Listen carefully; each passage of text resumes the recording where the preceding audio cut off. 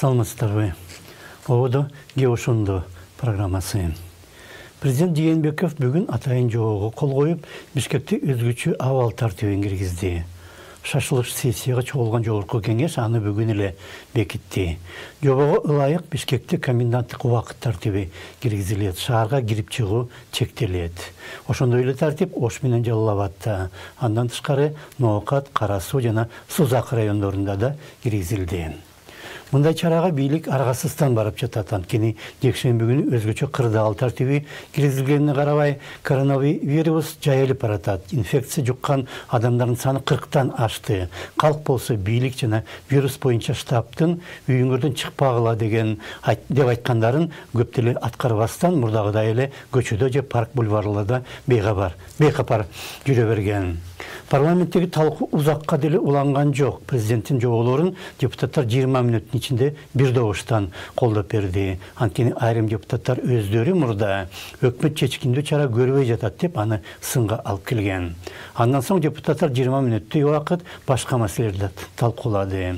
Вирустун жайылышына эл кайдыгер карап жатат деп кечеге ичинде премьер-министр да айткан.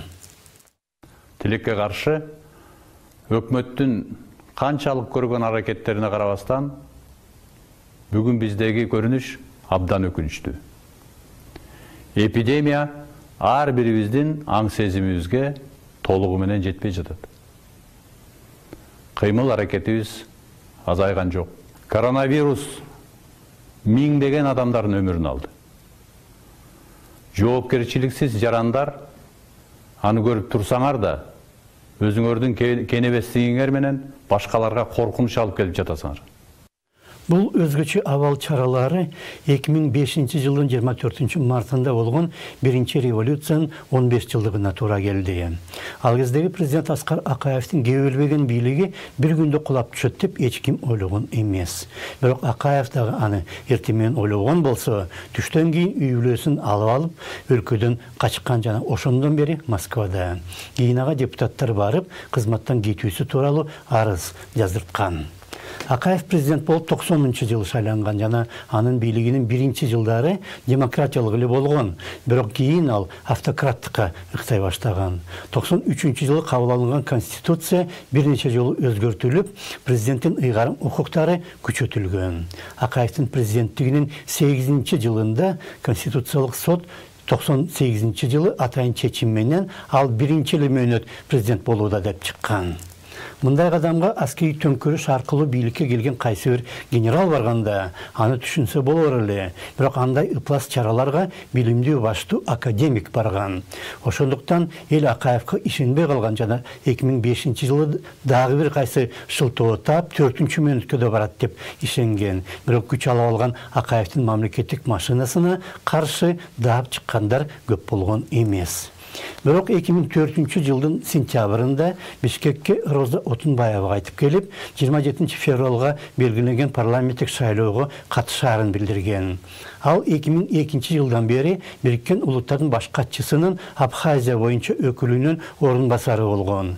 2005 жылдын 7 январында БШК Отунбаевын талкыр кылып каттоодон баш тарткан. Анткени анын ордуна Акаевдин кызы Бермет шайланыш керек болчу. Отунбаева пикетке чыга баштаган. Аны жаргандык коом колдоп, жөө жүрүштөрдү уюштурган. Ошондой эле мыйзам бузуулар башка аймактарда да болгондуктан ал жакта да каршылык акциялары башталган. 13 мартта өткөн шайлоонун 2-чи айлампасынан кийин Чылкы Акаевдин тарапташтары утуп чыкканда Жалал Абад, Ош, Нарын жана башка жерлерде эл облустук администрацияларды басып алып 24 мартта Бишкектеги АУГга да кирген. Журналист Кабай Карабеков дагы 2005 жылы депутат боло албай калган.